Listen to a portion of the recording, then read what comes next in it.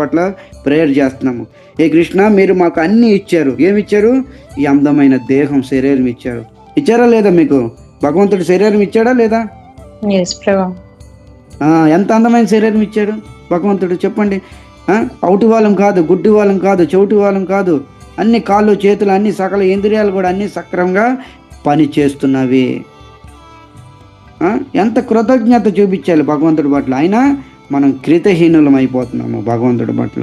ఇక్కడ అదే నవమి, ఏ కృష్ణ నమస్కారం చేస్తున్నాను. ఏ భావంతో చేస్తున్నాడు నమస్కారము? భావన లోపల ఉంది, కృష్ణుడికి అర్థమైపోయింది. ఏ కృష్ణ, మీరు మాకు ఎన్నో ఇచ్చారు. అడక్కంటేనే ఇచ్చారు, అడిగి కాదు, అడక్కంటేనే.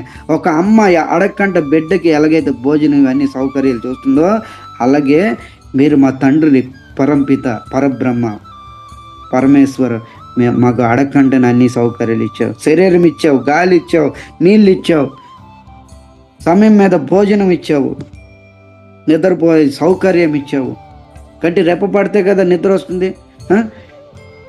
ఆ నిద్ర పోవడానికి కంటి రెప్ప పడేటట్టుగా ఇవన్నీ ఇచ్చావు సౌకర్యాలు.